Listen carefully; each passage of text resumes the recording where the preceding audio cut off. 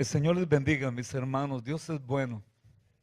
Abrimos la palabra del Señor en el libro de los Salmos. Reciban saludos de parte de nuestra iglesia local.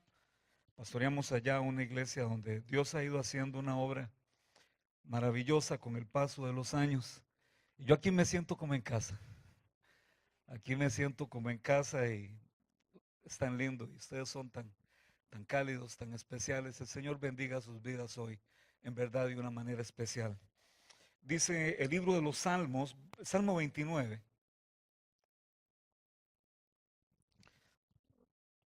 Leo este pasaje solo para que entonemos un poco la mente y el corazón a la palabra que el Señor tiene para nosotros en esta mañana.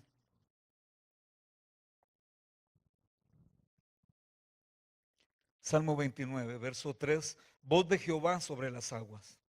Truena el Dios de gloria, Jehová sobre las muchas aguas. Voz de Jehová con potencia, voz de Jehová con gloria.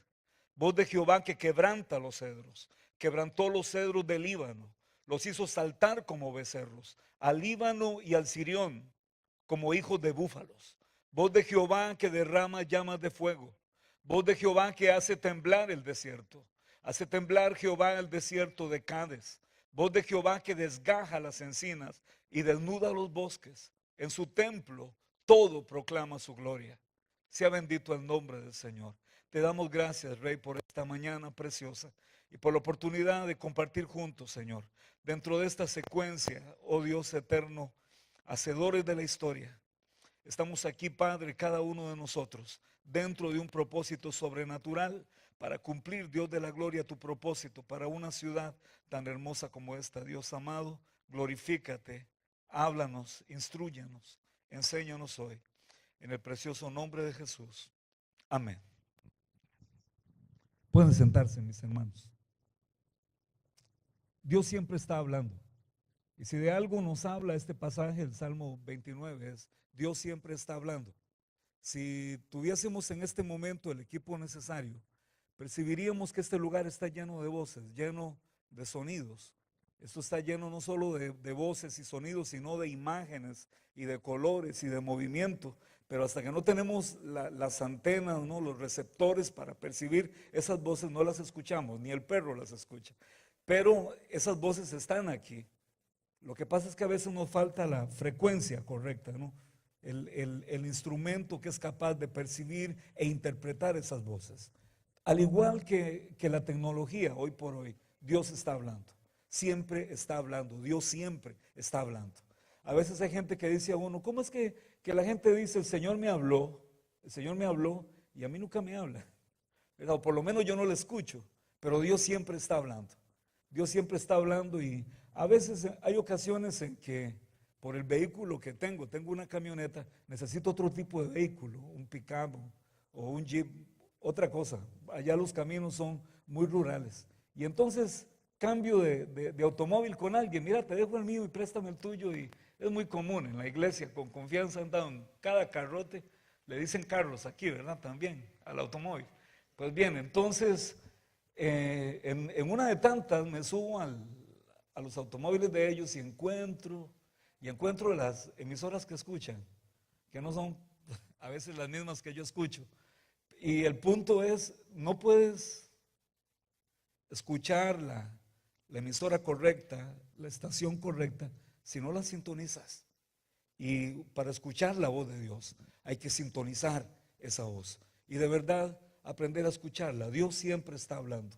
Dios siempre está llamando. Hay por lo menos 4 llamados diferentes que Dios siempre está haciendo. Hay un llamado que yo lo llamo el llamado universal. Es un llamado a la salvación. Jesús dio su vida por toda la humanidad. Y su llamado es para todos. Dios no hace acepción de personas y Él siempre está llamando. No necesariamente está llamando a que se le sirva, pero está llamando a que vengan a Él. Él nos ha comprado, suyos somos y su propósito es que todos vayamos al cielo. Solo que para que vayamos al cielo, pues tenemos que proceder en fe y arrepentirnos. Pero Dios siempre está llamando. Siempre está llamando. En palabras de John Wesley, él decía, todas las personas no están dispuestas todo el tiempo, pero todas las personas hay un momento en que están dispuestas y es ese momento en que Dios está llamando.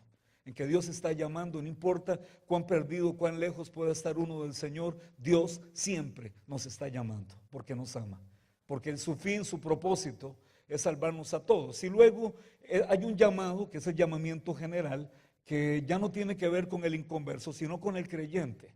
A veces uno encuentra en la vida de la iglesia gente que dice cosas como: yo le serviría, pero yo no tengo dones, yo no tengo talentos. Y eso también a veces forma parte de lo que entendemos por servir al Señor, y también forma parte de un engaño, de una mentira que el diablo trae sobre la vida del creyente para que no sea útil, para que uno nomás venga a la iglesia y vegete en la vida de la iglesia sin servirle en nada. Porque todos aquí tenemos dones y talentos. ¿Qué fue lo último que dije? Todos aquí tenemos dones y talentos. Y por lo menos, yo podría probárselo ahora, todos aquí tenemos el don de la adoración. Tal vez no todos cantemos, tal vez no todos tengamos un instrumento musical, pero todos aquí somos adoradores. Y te lo puedo probar con la Biblia, porque dice la palabra que el Señor anda buscando ¿qué cosa? Adoradores. Así que si tú estás aquí, es porque Dios te buscó, es porque Dios te trajo, tú eres un adorador. Aleluya. ¿Cuántos pueden adorar a Dios así? Aleluya. En este momento, sin música, sin instrumentos, sin cantar, hasta sin abrir la boca. Aleluya. ¿Estás adorando? La adoración está en nuestro espíritu. Es lo que somos. Para esto nacimos. Hay buenos adoradores y malos adoradores, pero no tiene que ver con el tono de voz. Tiene que ver con la actitud del corazón. Fuimos creados para honrar y glorificar el nombre del Señor. Así que tú tienes el don de la adoración. ¿Lo manifiestes o no? También tenemos el don de la intercesión. Todos aquí somos intercesores. Todos sin excepción. Hay buenos intercesores y malos intercesores otra vez, pero todos somos intercesores. Y cada vez que tú oras por alguien y oras en favor de alguien y presentas tu vida delante del Señor por alguien, tú estás intercediendo. Tú tienes el ministerio de la intercesión. Alguien dice, es que el grupo de intercesores, el ministerio de intercesores de la iglesia, no, tú eres un intercesor también. Y donde quiera que tú estés, en tu casa, en tu vehículo, en tu trabajo, debes aprender que en una conexión de 24 horas al día con el Señor, tú puedes ser un buen adorador y un buen intercesor también. Hay otros dones y ministerios que tenemos, el de la reconciliación, por ejemplo. Todos aquí tenemos el ministerio de la reconciliación. Todos lo tenemos, y a veces es algo tan simple como aquello de, tal vez no pueda resolverte el montón de dudas y preguntas que tienes, pero hay algo que puedo compartir contigo. Así como Dios me perdonó a mí, Dios puede perdonarte a ti también. El Dios que me recibió, que me lavó con su sangre preciosa, te recibe a ti y te lava en su sangre preciosa también. Así que de pronto no es mucho lo que tienes que saber, sino tener la pasión correcta y el corazón correcto y entender esos dones, esos ministerios están en nosotros. El don de servir, el don de amar. Por Dios, hay gente a veces que lo único que necesita es alguien que les abrace. Y es impresionante el poder de un abrazo, y sin palabras el Espíritu de Dios opera a través de tu vida. Pero eso está en nosotros, esos talentos están. Y cuando alguien dice, yo no puedo servir porque yo no tengo dones, porque yo no tengo talentos, generalmente es alguien que se engaña a sí mismo, que alguien le ha engañado, porque dones y talentos sí tenemos. Y el llamamiento general de Dios es que sirvamos en estos dones, que tal vez no son ministerios especializados como otros, porque hay un llamamiento universal, un llamamiento general, pero también hay un llamamiento particular. Es el llamamiento que Dios hace a cada quien, y uno será profeta, y otro maestro, y otro evangelista, y otro apóstol, y otro pastor. Cada quien será aquello a lo que Dios lo ha llamado. Y yo recuerdo una vez, caramba, una de las cosas que es duro para mí es cuando en medio del programa de la iglesia, yo siempre he dicho, yo necesito una semana de 9 días. Una semana de 9 días para mí sería algo perfecto, pero el Señor hizo al mundo en 7 y así se quedó. Pero a veces cuando pienso en mi tiempo y en las cosas que necesito hacer, de pronto topo con una persona y me está hablando de su hijo y me dice, es que pastor, viera qué problema tengo con mi muchacho. A él no le gusta el estudio, no le gusta el trabajo. Yo estaba pensando si tal vez se podría ser pastor. Y digo, uy, Padre mío, no, de verdad no sabe de lo que está hablando. Pero a lo que me refiero es que no se es pastor porque te metes a un seminario, porque alguien te introduce en la vida del ministerio. Se es lo que se es por un llamamiento y porque uno ha podido decir, sí Señor, dispuesto estoy a servirte y haz con mi vida lo que tú quieras. Y Dios ha operado y te ha puesto donde Dios desee ponerte, porque Dios tiene un plan para cada quien y cada uno de nosotros ha sido diseñado con un propósito específico. Lo bueno, lo malo, lo feo, todo cumple a ese propósito que Dios tiene con nuestra vida.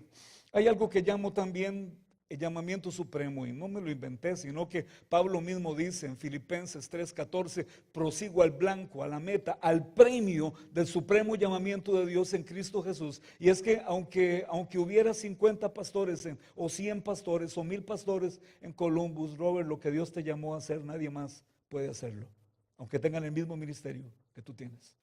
El llamamiento particular tiene que ver, el llamamiento supremo tiene que ver con aquellas cosas que al margen del ministerio que Dios nos ha confiado, solamente nosotros podemos hacer.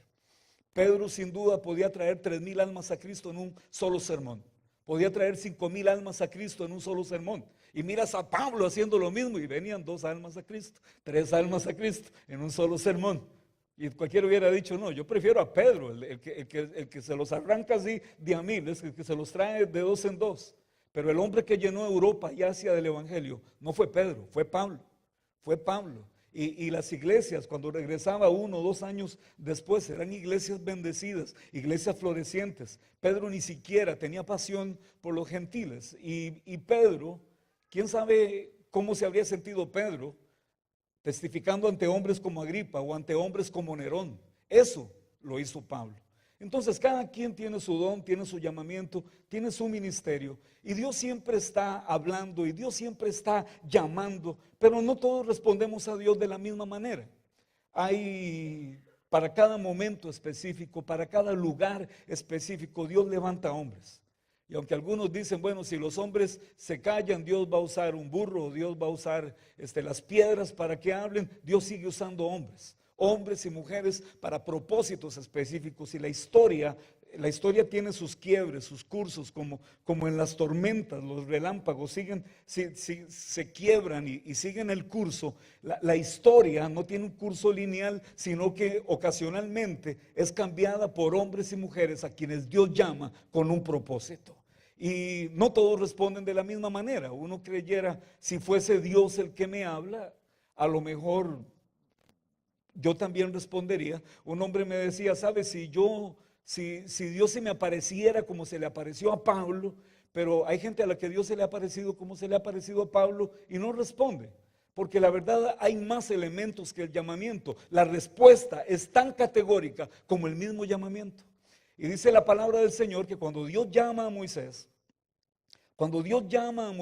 tal vez si lo hubiese llamado 40 años antes, cuando era joven, cuando tenía 40 años, cuando estaba lleno de vigor, cuando mató al egipcio, las cosas habrían sido diferentes. Pero ese es un hombre que tiene 80 años. Ya a los 80 años uno está pensando en otras cosas, como terminar de criar los bisnietos, ¿verdad? Como en disfrutar de su jubilación, pero uno no está pensando en voy a ir a liberar una nación de esclavos y voy a llevarlos al desierto, sí, donde no hay Walmart, donde no hay donde comer, donde beber, llevar 2 millones o más de personas al desierto. Es una locura y hay que estar tan loco como el Señor para hacer algo así. Y cuando digo tan loco como el Señor, es porque la Biblia dice que lo necio de Dios, lo insensato de Dios, es más sabio que los hombres. Y a veces tiene uno que estar desconectado de la realidad y bien conectado a la mente de Dios, para que Dios pueda hacer a través de nuestra vida las cosas que Dios quiere hacer.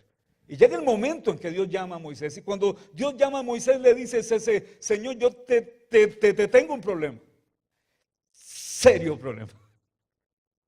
No sabemos si es porque cuando Moisés era niño, recuerden que cuando Moisés era niño estaba prohibido nacer.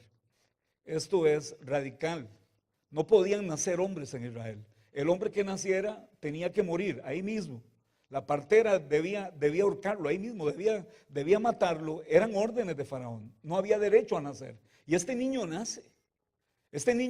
Y por 3 meses, imagínense a Moisés, un hombre tan enérgico como Moisés, por 3 meses, cada vez que el niño hacía, el pobre niño no podía ni llorar, Y hay quienes creen que la tartamudez de Moisés es algo que su propia mamá le provocó porque no lo dejó expresarse de niño, y ahora de viejo él dice: yo soy hombre torpe de lengua y tardo de habla, y tenía un problema serio. ¿Verdad? Y a veces uno dice: ¿cómo va Dios a usarme a mí? Digo, yo que no pico el inglés, expresión tica, yo que no hablo inglés, ¿verdad? ¿Cómo podría Dios usarme a mí? Yo que nunca he tenido buena expresión de palabra, yo que no sé hablar bonito así como hablan los predicadores, ¿cómo podría Dios usarme a mí? Pero qué tremendo es cuando Dios tiene un propósito y Dios va a cumplir ese propósito, sepas hablar o no sepas hablar, y Dios le dice: no fui yo quien creó el oído, no soy yo quien creó los ojos, no fui yo quien creó la boca, el habla, la lengua, aleluya. Y sabes, si Moisés hubiese creído mejor, ni siquiera habría necesitado de Aarón para presentarse delante de Faraón. Pero su gran excusa y la traba para no ir a su vocación en ese momento era decir: tengo problemas de expresión. En el capítulo 6 del libro de Jueces aparece otro hombre. Israel está en guerra con una nación más poderosa que es Madián, y los madianitas aparecían como una plaga de langostas y arrasaban con todo.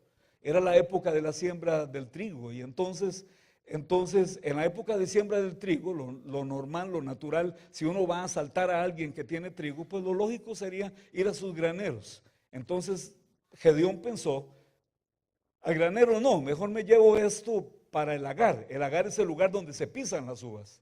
Entonces se llevó las uvas se llevó el trigo al lagar, y ahí estaba sacudiendo el trigo en el lagar. Si los madianitas venían, irían al granero mientras él estaba oculto en el lagar.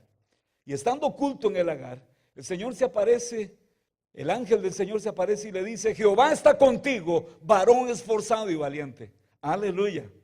Uno habría dicho: gloria a Dios, qué tremendo, estoy teniendo una visión, un ángel, ¿verdad? Pero yo me imagino a Gedeón: Jehová está contigo, varón esforzado y valiente. Y Gedeón dice: perdón, no podía ser con él que Dios estaba hablando.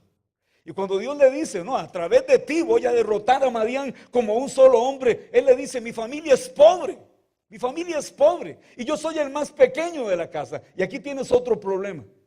Aquí tienes a un hombre que piensa que para servir a Dios hay que tener recursos, que solo el que tiene recursos puede servir a Dios. Y de veras, para enfrentar un ejército como ese, necesitas otro ejército. ¿Y de dónde le pago si mi familia es pobre en Madián? Tal vez si se lo hubieras dicho al primogénito de mi casa, a mi hermano mayor, pero yo soy de los pequeños, yo soy alguien sin influencia, sin poder, ¿verdad? Y a veces pensamos: si Dios ha de hacer algo grande aquí en Ohio, pues lo hará a través de uno de estos machos, expresión tica, de estos rubios anglosajones, pero no a través de nosotros. Pero Dios dice: si para eso te he traído aquí, ¿no? Y no te traje aquí porque eras rico, y no te traje aquí porque eras grande, y no te traje aquí porque hablabas muy bonito, te traje aquí porque tengo un propósito con tu vida. Porque Dios es un Dios de propósito. Porque al margen de cómo nos autovaloremos y de cómo nos valoremos otros, Dios nos creó para su propósito. Existimos para su voluntad y su propósito. Y si alguien lo puede hacer, eres tú. Lo que a ti te toca, nadie más puede hacerlo. El supremo llamamiento para tu vida es tal que nadie más puede hacer lo que tú puedes hacer. Y a veces uno dice: si este no funciona, Dios levanta otro. Yo nunca he estado tan convencido de eso. Yo sé que siempre habrá otro, por supuesto, y que Dios sigue siendo poderoso y sigue siendo el rey, sin duda. Pero Dios nos ha diseñado a cada quien, aunque haya gente que nace, crece, se reproduce y se muere, sin llegar a saber nunca cuál es el propósito de Dios para su vida. Dios es un Dios de propósito. Nunca olvides eso. Y ese propósito te incluye a ti de una manera especial. Hay otro momento específico, otro momento duro, otro momento difícil, y Dios llama a otro hombre. En Isaías capítulo 6, verso 5, Dios llama a un hombre. Con el paquete completo, se le aparece, contempla su trono, su gloria, su presencia. Es increíble. Y cuando le llama, este hombre dice: ¡ay de mí, que soy muerto! Porque siendo hombre inmundo de labios, que habita en pueblo que tiene labios inmundos, han visto mis ojos al Rey. ¿Cómo que estoy muerto? ¿Cómo está este asunto de que estoy muerto? ¿Sabe? Hace como 4 años estaba yo en el garaje de mi casa, y mientras cerraba un portón de hierro que tenemos, cayó un rayo. Créanme, yo estaba seguro, convencido, que el rayo me había caído a mí. Aquello se llenó de luz y yo estaba seguro que no era la gloria de Jehová. Y cuando oigo aquello, yo suelto el portón. Digo, ¿ya para qué suelto el portón? Ya a esta altura tenía que estar muerto, ¿no? Cuando solté el portón. Y fue extraño.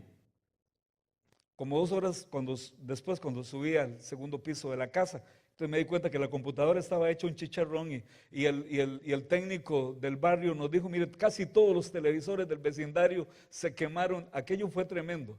Pero cuando Isaías dice, ay de mí que estoy muerto, no está muerto. No está muerto. Ay de mí que estoy muerto.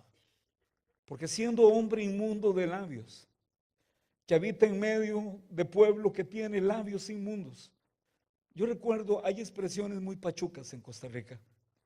Por ejemplo, los ticos, incluso en las iglesias, en vez de decir hermano Jorge, hermano Juan, hey mae, porque es muy fácil decir mae porque uno no piensa. Nada más, en Costa Rica para que todo el mundo se llama mae.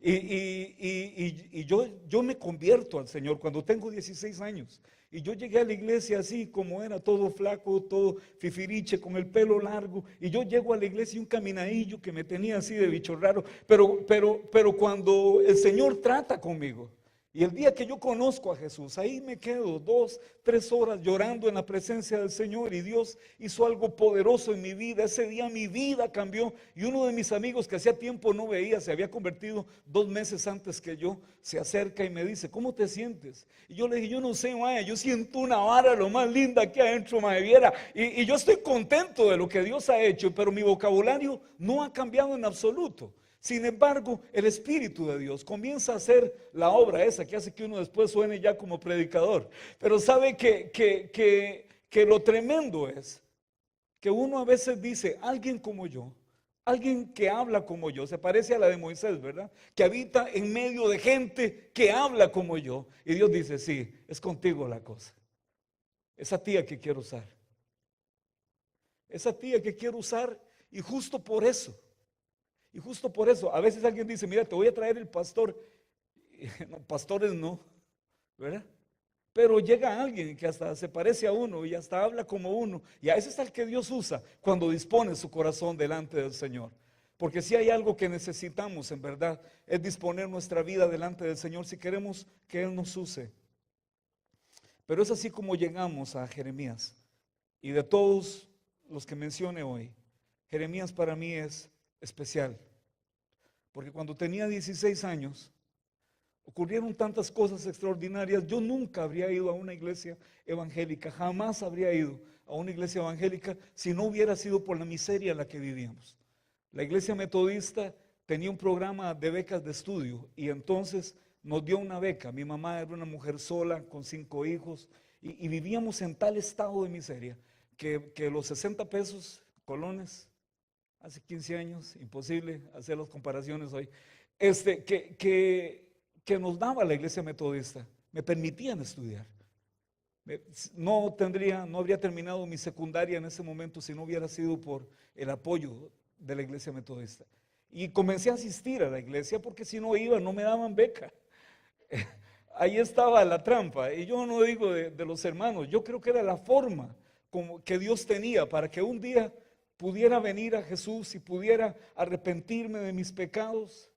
Y conocí a Jesús teniendo 16 años, ¿sí? A los 17, gracias a Dios por la obra, porque aunque uno a veces se imagina a los metodistas, ¿verdad? Y algunos allá los llaman muertodistas, pero la iglesia nuestra había sido visitada por el Espíritu Santo de una manera especial. Un pastor mexicano que nos había visitado hacía como un año, había introducido algo ocurrió, algo tremendo, algo poderoso, que una iglesia donde una persona oraba y los demás cabeceaban, aprendió a orar.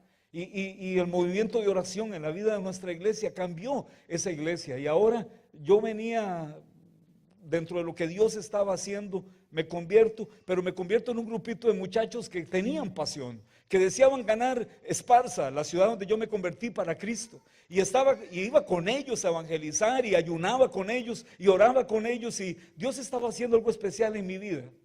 Pero cuando tenía 17 años, predicaba donde fuera, predicaba en el parque, en las paradas de buses, en los autobuses, ¿verdad? Y a veces cuando alguien se para en el autobús, la gente cree que va a pedir, pues yo me levantaba a predicar, y Dios comenzó a formarme en esos años. Hay un momento en que un pastor amigo mío, que fue el mismo hombre que 2 años antes me había dicho, repita conmigo esta oración, el hombre que me evangelizó el día que le entregué mi vida a Jesús, su esposa tuvo un problema en el último parto y él estaba seguro de que ella iba a morir. Y se puso tan mal doña Mayra en el nacimiento de este último hijo, que Fidel, mi pastor, llegó a mí y me dijo, todavía es mi pastor 33 años después. En el Facebook lo tengo, a veces solo lo veo por Facebook y es como un osito de peluche, el viejito tan especial. Pero esta vez llegó y me dijo, yo dudo que mi esposa salga viva de esto. Y yo venía saliendo de un retiro de 3 días, estaba 3 días en la playa y le decía, solo tenía una pregunta, Señor, ¿cuándo me vas a llamar? ¿Cuándo me vas a abrir la puerta? Porque yo estaba seguro, estaba haciendo generales en la universidad y estaba seguro de que Dios me había llamado para que le sirviera. Estaba convencido, era algo que estaba en mi corazón. Pero la puerta no existía, esa puerta que yo podía reconocer, como que pase por ahí. Y mi pastor se había ido hacía como 1 año para otro lugar, para la costa, un lugar muy hermoso que se llama Tambor, una de las playas más hermosas de Costa Rica. Si un día van a Costa Rica y buscan una playa hermosa, pregunten por Tambor. Y estando él en ese lugar y habiendo ocurrido todo lo que pasó, llegó a Esparza ese día y me dijo, yo estaba orando, yo venía cerrando este retiro de 3 días de ayuno y oración y era lunes. Y él llega a mi casa y me dice, yo estaba orando y el Señor me dijo, ve y habla con Francisco. Yo tendría 18 años y 3 meses en ese momento.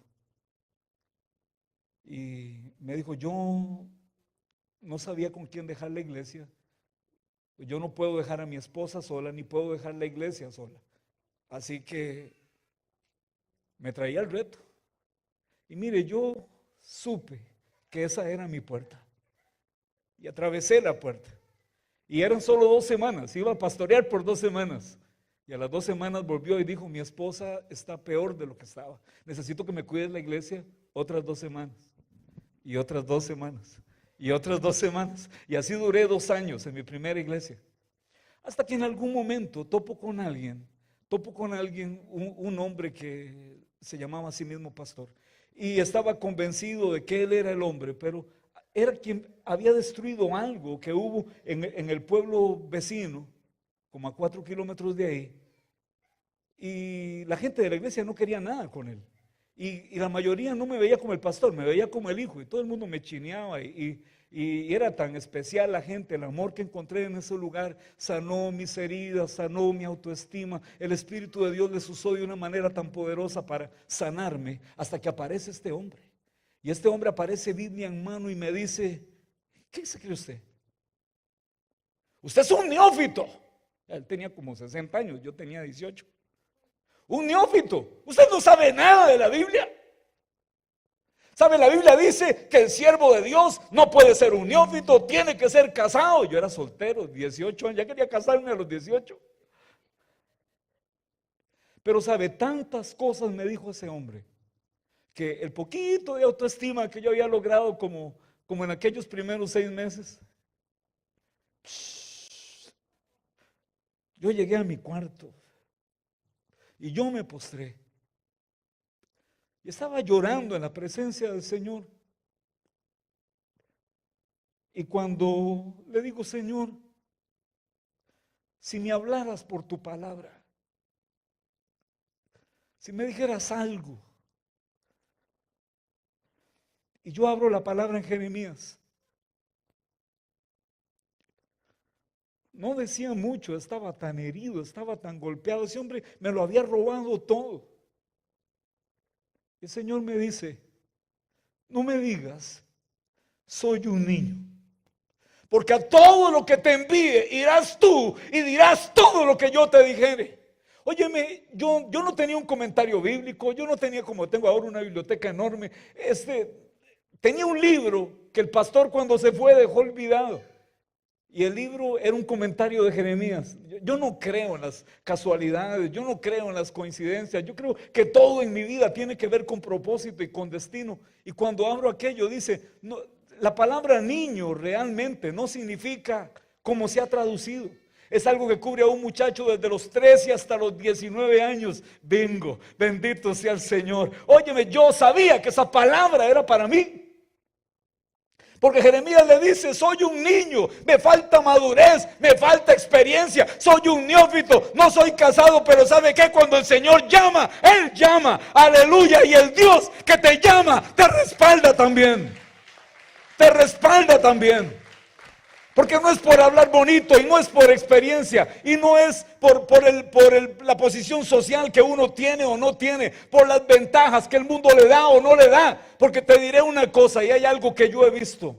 Hay gente que en materia de ventajas, qué sé yo, más alto, más guapo, más estudiado, más rico, tiene 70, 80, 90 y hasta 99. Full ventajas.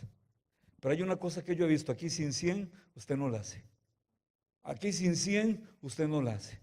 Con 90 y con 99 no la hace. Pero he conocido hombres con 10 a los que Dios les da el otro 90. Y he conocido a hombres con 20 a los que Dios le da el otro 80. Y he conocido a hombres con 50 a los que Dios le da el otro 50. Porque si hay algo que nos dará éxito en cualquier cosa que hagamos para el Señor, es la mano y el respaldo de Dios sobre nuestra vida. Ese es el éxito. En cualquier campo del ministerio en que tú estés sirviendo, el respaldo de Dios. Y no es algo donde uno se echa a dormir y dice, bueno, como es así, pues no voy a estudiar mucho la palabra. Por si decía aquel hermano que uno neófito. No, yo creo que hay que seguir estudiando, hay que seguir escudriñando, hay que seguir buscando. Y si vas a ser un pastor, lo ideal es que seas el mejor. Y si vas a ser un predicador, lo ideal es que entiendas muy bien de qué estás hablando. Pero sabe una cosa, a cada quien en el punto donde Dios le llama, así como te llamó, en ese punto es donde Dios ha confiado. Yo voy a creer que si Dios ha confiado en mi vida, es por algo. Amén. Si Dios ha confiado en mi vida, es por algo. Y ahora, más adelante, Dios llama a Amós en Amós 7:14. Y en Amós 7:14, más bien Amós defiende su ministerio. Y él dice, no soy profeta, ni soy hijo de profeta. Y aquí en este país hay gente que tiene padres pastores, abuelos pastores, bisabuelos pastores, tatarabuelos pastores, y vienen de generaciones de 5, 6, 7, 8 generaciones de pastores o más. Y uno dice, no, yo vengo allá de México, ¿verdad? Digo, de El Salvador, de Honduras, de donde tú vengas. Y generalmente venimos todos, fuimos cortados de la misma roca. Y no hay nada detrás de nosotros. Y termina uno rematando diciendo, soy boyero, recojo higos silvestres. Pero esto es lo tremendo, que siendo Amós quien fue, y a veces uno piensa que hay que ser docto como Moisés, docto como Daniel, docto como Pablo. Pero ahí tienes a Amós, ahí tienes al boyero, lo tienes en la Biblia y no tienes, digo, no hay un libro que se llame Primera y Segunda de Faraón, ni Primera y Segunda de Nerón. Digo, aquí el punto es que de corazones sencillos y dispuestos a obedecer la voz de Dios, es que Dios se sirve. Sea bendito el nombre del Señor. Y ahí tienes a Amós, ahí tienes a Amós. Pero tienes a Jonás también. Jonás es increíble. Porque cuando Dios llama a Jonás, si hubo uno en la Biblia que discernió el propósito de Dios, fue Jonás. Jonás entendió y entendió tan bien cuando Dios le dijo, vete al norte, ¿verdad? ¿Cuál es el próximo estado? Si te vas hacia el norte, aquí, desde Ohio, Canadá. Ya te vas a Canadá directo. Pues Dios le dijo, vete a Canadá, allá poquito más de la frontera. Y eso era todo. Y él dijo, no, yo no voy allá, Yo no voy a Nínive, yo me voy a España. ¿Por qué España? Porque desde los conocimientos de geografía que tenía Jonás, el nec plus ultra, el lugar más lejos hasta donde él podía llegar, eran las columnas de Hércules, era Tarsis, era España. El hombre cruzó todo el Mediterráneo, esa era su visión, cruzar todo el Mediterráneo para huir del llamado de Dios al punto más lejano que él conocía. Óyeme, este hombre huyó del llamado de Dios. Y dice la palabra que estando donde estaba, descendió a Jope. Y en Jope descendió al muelle. Y en el muelle descendió al barco. Y en el barco descendió al mar. Y estando en el mar descendió más todavía. Porque te diré una cosa. Cuando no somos capaces de aceptar el llamado que Dios hace a nuestra vida, todo se convierte en descenso. Y todo es descenso. Y uno dice, Dios mío, ¿por qué será que empiezo este negocio y no me funciona? ¿Por qué será que me asocio con fulano y las tengo todas garantizadas y no me funciona? Y es que sabes una cosa, no puedes huir del llamamiento de Dios. No puedes huir del llamamiento de Dios. No puedes quitarte el llamamiento de Dios de encima. Siempre vivirás irrealizado, con un sentido de culpa, sabiendo que no has alcanzado aquello para lo que Dios te llamó. Y esto le pasa a Jonás. Y uno dice, ¿y por qué Jonás reacciona de esta manera tan extraña? Y la razón aparece por allá en el capítulo 4, versos 1 y 2, donde él le dice, ¿no era esto lo que yo te decía cuando estábamos allá en Israel? Jonás tenía tremendas expectativas de popularidad. A Jonás le habría gustado que si Dios lo usaba, los mejores periódicos de aquí, de Ohio, y ojalá el New York Times, ¿verdad? Y todas esas revistas donde sale la gente famosa, poder salir ahí como el profeta que profetizó la destrucción de Nínive. Ojalá lo llamaran Jonasdramus, ¿verdad? Digo, como Nostradamus. Pero eso no pasó. Eso no pasó. Ha de creer que Dios tan malo que cuando Jonás le dice, en 40 días Nínive será destruida, la convicción, la seguridad, la certeza que hay en la voz de Jonás es tal que los hombres ayunan, las mujeres ayunan, los bebés de pecho ayunan, los perros ayunan, los gatos ayunan, los pericos ayunan. 120,000 almas. 120,000 almas se arrepintieron del pecado, y el Dios que dijo la destruyo, ahora dijo no la destruyo. ¿Y sabe qué? Tal vez salió, ustedes no conocen los periódicos que tenemos en Costa Rica, pero tal vez salió en algún periódico donde decía, falso profeta anunció la destrucción de Nínive y no se cumplió. No era esto lo que yo te decía, ¿verdad? Pero tú eres grande en misericordia. Qué tremendo no poder reconocer el éxito que Dios nos da cuando le servimos, porque ese éxito no se da en los términos que nosotros pensamos. Ahora, me queda una respuesta más para concluir este sermón. Y es la respuesta del que yo llamo el discípulo desconocido, que está en Mateo capítulo 8, verso 18. Hay una razón por la que es un desconocido. Es la persona que tiene las expectativas incorrectas. Es el hombre que se acerca a Jesús y le dice, maestro, ¿dónde moras? O sea, antes de seguirte, primero me gustaría saber dónde moras. Me gustaría conocer tu casa, tu familia, el automóvil que conduces. ¿Dónde moras? Y sabe, aquí hay falsas expectativas de la persona de Jesús. Yo creo que Jesús tenía una casa y muchas veces hay referencia a que Jesús iba a su casa, y a veces tenemos una imagen falsa de Jesús y vemos a Jesús como un harapiento. Y el Jesús que vemos junto a la cruz tiene una túnica que es tan valiosa que los soldados deciden jugársela en vez de romperla porque es valiosa. Tenemos un concepto muy errado de Jesús, que nos ha sembrado la religiosidad de un Jesús mendicante a lo franciscano, y el fenómeno es que no es así. Hay mujeres muy poderosas incluso que se mencionan en la Biblia, como la mujer de Chuza, superintendente de Herodes, que apoyaban económicamente el ministerio de Jesús, y había suficiente dinero para sostener el ministerio de Jesús, de tal modo que había hasta para que Judas robara. Pero tenemos esa imagen de que Jesús no tiene en verdad nada, pero en este momento en que está ejerciendo su ministerio, la verdad es que Él le dice: las aves de los cielos tienen nidos y las zorras tienen cuevas, pero el Hijo del Hombre no tiene donde reclinar su cabeza. ¿Verdad? Y entonces donde uno dice: caramba, si no yo voy a Ohio, pero si no me operas yo no sé, si no me hospedas en el Sheraton o en el Hilton, no voy. Y el fenómeno es que no es así. Jesús y los 12 están haciendo una misión, y en la misión que están cumpliendo en ese momento están listos para lo que sea, donde sea y como sea. Y está el otro, está el que le dice: yo te sigo, pero déjame sepultar a mi padre primero. Y hay algo que no entendemos ahí. No significa que el viejo se acababa de morir y que Jesús era tan desconsiderado que no le daba tiempo para que fuera el funeral. Yo pienso que si hubiese sido así, el mismo Jesús y los muchachos habrían ido al funeral, porque la nota de Jesús era muy diferente a eso.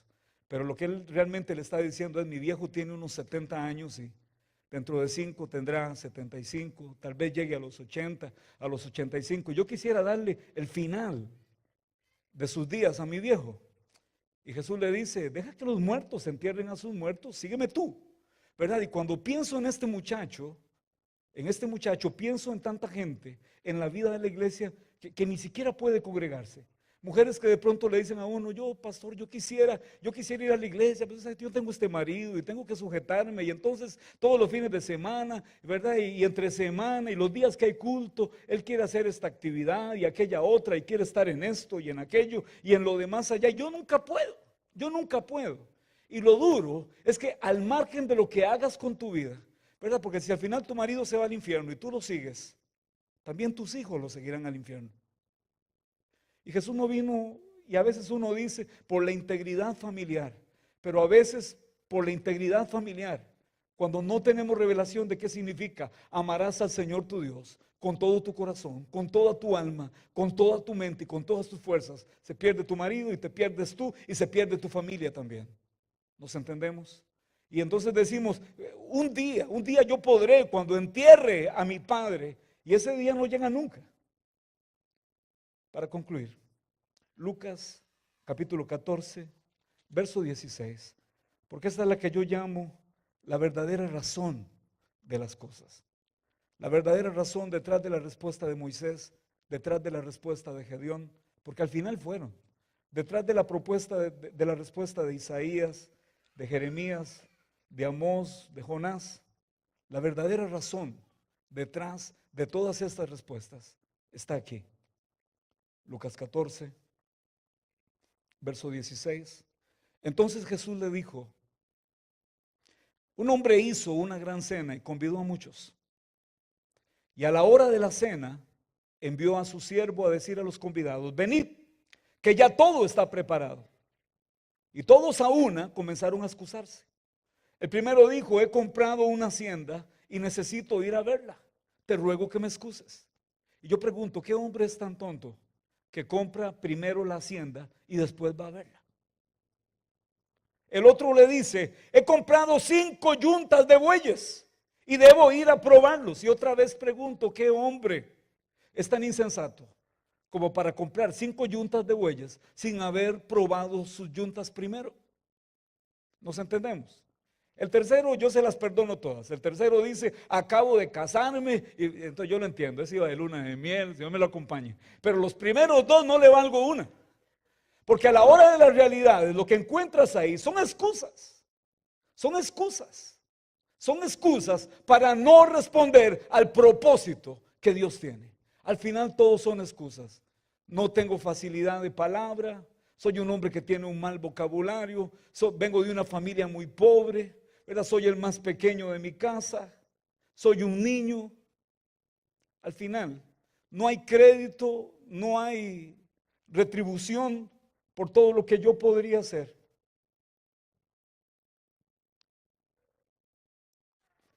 Un versículo más. Segunda de Timoteo capítulo 2 verso 5. Creo que todos conocen ese versículo. Procura con diligencia presentarte a Dios aprobado, como obrero que no tiene de qué avergonzarse. Y cuando dice aprobado, es que alguien debería emitir un criterio sobre cada uno de nosotros. Y yo entiendo cuando a veces en la vida de la iglesia a unos se les escoge para ciertas cosas, especialmente cuando uno está sopesando dones, talentos, ministerios, y a otros no. Pero, ¿lo encontró? Segunda de Timoteo 2:5.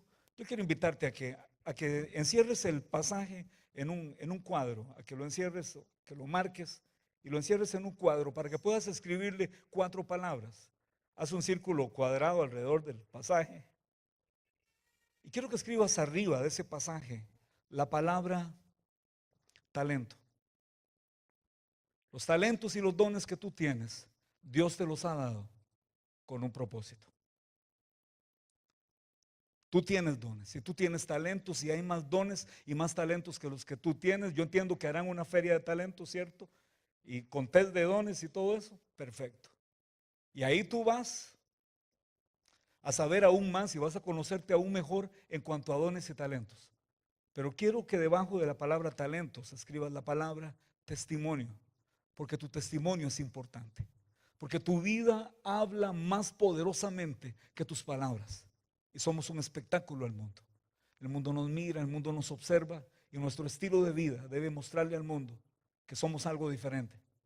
Entonces hay un momento que talento no es suficiente, debe ir acompañado de testimonio. Pero quiero que a la izquierda del pasaje escribas la palabra disposición. Porque mi hermano, sin disposición, y es lo que le faltaba a Moisés, y es lo que le faltaba a Gedeón, y es lo que le faltaba a Isaías y a Jeremías. Sin disposición, poco importa el talento o el testimonio que tengas. Tal vez eres el hermano más viejo, el más espiritual en la vida de esta congregación, el que tiene un récord evangélico más grande, pero si no hay disposición, ¿de qué sirve? ¿Nos entendemos? Disposición. Pero a la derecha del rectángulo, yo quisiera que escribas esta palabra: disponibilidad.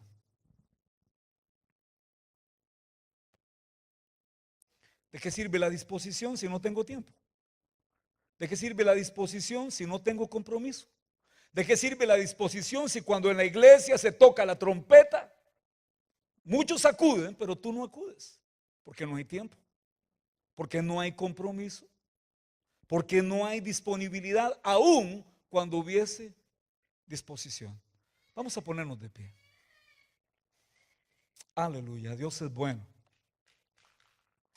Dios es bueno y su misericordia es para siempre. Yo quisiera invitar a los hermanos del Ministerio de Alabanza, ¿está bien, hermano pastor?, a que pasasen por un momento. La voz de Dios siempre está. La voz de Dios siempre está, y hablamos de un Dios que no hace acepción de personas. Creo en el propósito divino, creo que si estás aquí en este lugar, en esta iglesia, bajo este ministerio, es con un propósito.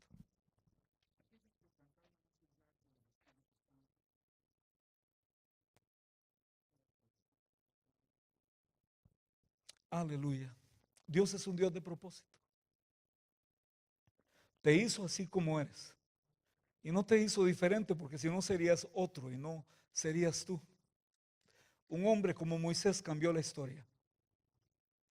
Un hombre como Gedeón cambió la historia. Un hombre como Isaías, como Jeremías, como Amós, como Jonás, cambiaron la historia. Aquellos discípulos desconocidos de los que hablé no cambiaron nada. Su nombre no aparece en la Biblia porque el nombre de personas así ni merece ser repetido. Y tal vez nadie repetirá tu nombre con gloria un día. Y tal vez tu nombre no saldrá en la portada de ningún periódico, ninguna revista. Pero qué bueno cuando llegues al cielo. Es como dice Lucas 16, que en las moradas eternas te reciban aquellos que vinieron al Señor por la forma como tú administraste lo que Dios puso bajo tu cuidado.